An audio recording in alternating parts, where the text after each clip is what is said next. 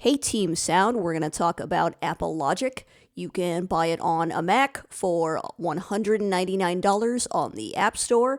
I encourage sound students to purchase it for your laptops when you can afford it. I bought a license back in probably 2009 and I use it on every show.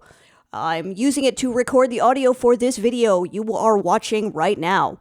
Let's get started by opening Logic. It is harassing me to download sound effects libraries that I don't want to waste 1 gabillion gigabytes on my hard drive on, but you can if you want to. You have the option to start an empty project or live loops. You can play around with live loops whenever we are talking about cutting effects and recording. So we're going to hit empty project. Our options are MIDI, pattern, session player, and audio. MIDI is going to be for composing your own music, like on a MIDI keyboard. Pattern is for creating your own drum tracks. Session player is more of a pre-built library of bass and drum tracks that you can edit to match your vibe. I encourage you to play around with Session Player. It's sort of new as of last year, and it seems kind of fun. But what we want right now is audio. This is where I'm at most of the time because I don't write music personally. The main window looks like this. There's a control bar at the top. There is an inspector bar on the left side, and the biggest portion is dedicated to your tracks. Something that I like to do at the very beginning is to change this counter up top to time. It starts on beats, which is fine for producing music, but again, I'm not here to do that. So I would like to measure my tracks in seconds and minutes. Next up in housekeeping, we need to check our audio inputs and audio outputs, as in what's my mic and what's the sound coming out of when I'm trying to listen to a track. That is up top in Logic Pro, Settings, Audio. In this case, my output device is MacBook Pro speakers. I actually want this to go into my laptop headphones, so I'm going to change that. And my input device is going to be M2, which is the audio interface hooked up to a dynamic microphone. So let's start off by grabbing a sound effect off of Soundly. Let's say I need a werewolf. I look up werewolf, and I audition a couple of wolves. Maybe I like this one, sure. You have the option of sending it from Soundly into Logic, but that will create a new session, which I actually don't want to do right now, but I will show it to you for the record. Right-click and say Open in External Editor. Point it to Logic. It will open up a new Logic session. What I actually want to do is save multiple cues to a new folder because my show has lots of different sound effects, and I'm going to try to pull options first and edit them later. Right now, I'm going to right-click on a sound effect that I like and send it to a new folder called Class 7. Okay, let's find that folder called Class 7. I have a bunch of files that I pulled off Soundly or a sound effects hard drive or downloaded from the internet, whatever. Now I want to do some editing with these files. I take the file and I drag it into Logic. It will populate the first track. So I have multiple takes of this one werewolf. For the purpose of my show, I will want a couple of options, but I want to edit them down so they are just one growl file each. There is a few options to trim. Here is the first. I can drag this end over. Up top right is my ability to zoom. I can make all the tracks taller with this slider and zoom in horizontally with this slider.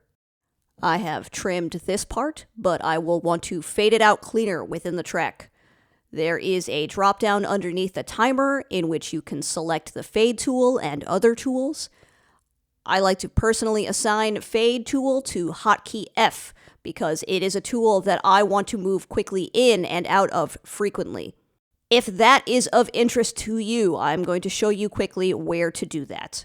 Go to Logic Pro, Settings, Advanced. Click Enable Complete Features, which will take you out of Simplified mode and add some more buttons into the main window. Close that. Now go to Logic Pro, Key Commands, Edit Assignments. Here you can customize keyboard shortcuts that you might use frequently. Everybody has different preferences, but it has sped up my workflow setting up the following shortcuts: Fade tool, split, and pointer. Let's start with the fade tool. I want to hit Learn by key label and press F. Next up is split regions and events at playhead. Learn by key label, press S. And finally, the set pointer tool. Learn by key label, press 1. Those are, again, optional and part of my own personal workflow. I am sharing the key command thing just in case those shortcuts might be appealing. Okay, that was a tangent. Here's option 2 for fading. Automation. The standard hotkey for automation is A. In automation mode, the waveforms will dim and add a line across the top that says 0 dB. We start in volume automation mode. The track remains at a consistent volume of unity until you tell it otherwise. When you click on that line, it gets yellow underneath, and you can start adding anchors. If I wanted it to fade out at the end, I will add an anchor for the start of the fade and for where I want it to end. And I will drag the volume down from 0 dB down to -infinity. It also works for volume changes that go up and come back down. You can get crazy with your anchors if you add a lot of them. To clean it up, grab an anchor and drag it all the way to the left or to the right to erase the ones that you feel you don't need. A caveat of automation mode is that moving file segments over at all within the timeline will make it necessary for you to move your anchors. It will give you a choice, though you would likely choose yes. Also, let's say I added a different file on the same track. It will pick up wherever my automation left off. In this example, the next sound effect will start at -infinity, which is not what I would want. This is one reason I prefer the fade tool for something simple like tapering out the end of an audio file. You can move it around and it does not affect the entirety of the track. Next up, I would like to point you towards audio effects. If I wanted to add a reverb, for example, to this werewolf cue, I would click on this button and drop down to reverb. The one that I would recommend most is Space Designer. Space Designer has a lot of excellent presets to choose from, and try out until you find the one you like. It is divided into room sizes, like a large church would be more reverberant, and a smaller room would be less reverberant, but you can mess with the settings once you've found a preset starter that you like. Let us put our werewolf outdoors in Old Forest Long. I can increase the amount of reverb by cranking our wet signal and or reducing our dry signal. Wet signal is the effect, and dry is the track, normal as it is. So I'd like to point us back into automation mode again. You can also automate the amount of effect in addition to the amount of volume. Let's say I don't want it to get really reverberant until the very end. I can start with no wet signal, as in the output of Space Designer.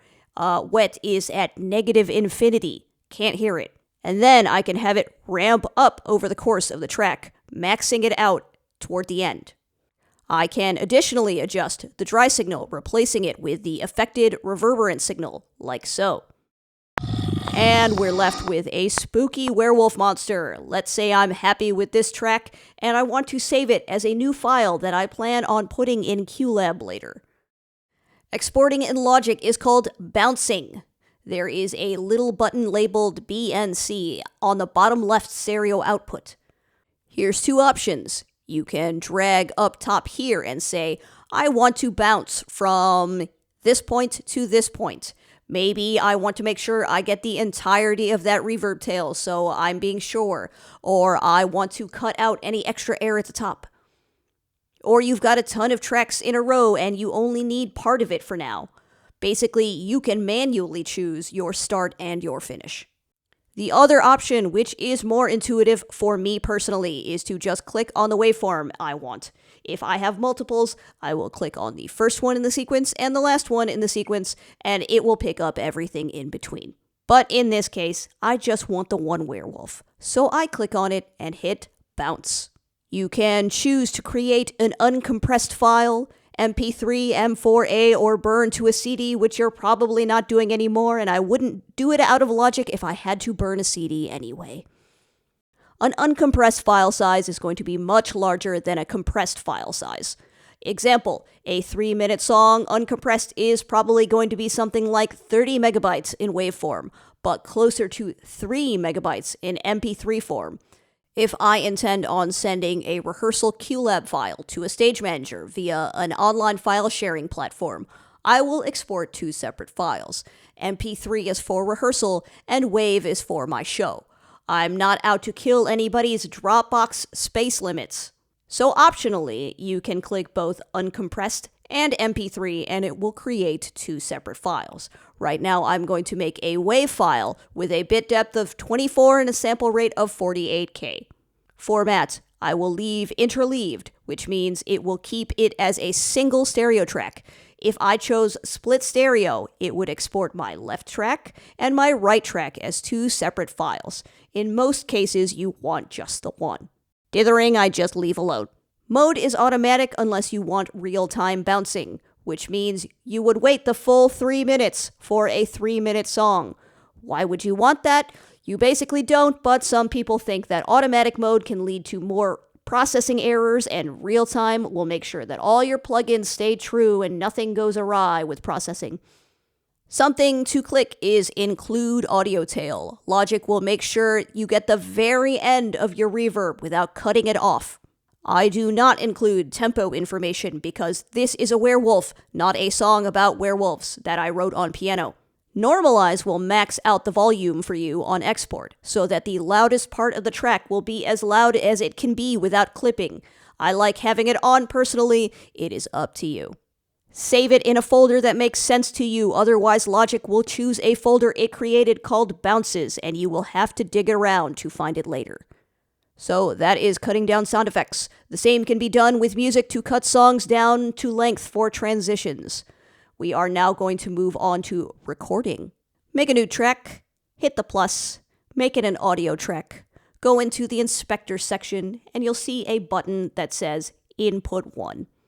You can have as many inputs as the device you have selected in your audio output section from earlier. As a reminder, I am using my Motu M2, which has 2 mic inputs total.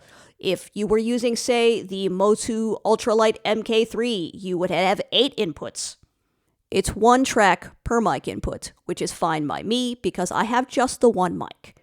I could make another track and stick my guitar on input 2 and record those at the same time with my awesome singing and guitar playing skills, but let's move on with the single mic instead.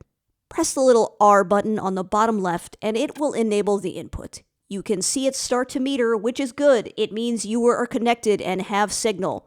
When you are ready to test it out and set a gain level for your microphone, hit the red circle on top. There are 2 things that I like to turn off. Counted, which will give you a 4 count before starting to record. Again, that is for music. And metronome, which will give you a click track to whatever BPM or beats per minute you set. By default, it is 120 BPM. Turn that off. Hey, what's up? While you are recording this me, first test take, the actor. have your actor say anything at whatever they think their loud volume would be. We want to turn the preamp knob up about as high as we can go before it starts clipping. If your actor plans on shouting, you'll want to gain your mic back, or the signal is going to get distorted. Was that too loud? So it's about trying to find a middle point that gives That was you too a loud, good wasn't it? volume while not being too much. What if I went like You this? will find that you may have to adjust as you go as the actor gets more comfortable with what they're saying. They may naturally increase in volume.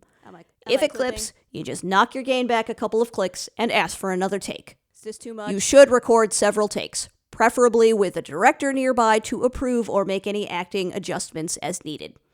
When you're done, hit spacebar or the stop button to cut the recording off. If you have what you need, you can send your actor on their way and start editing.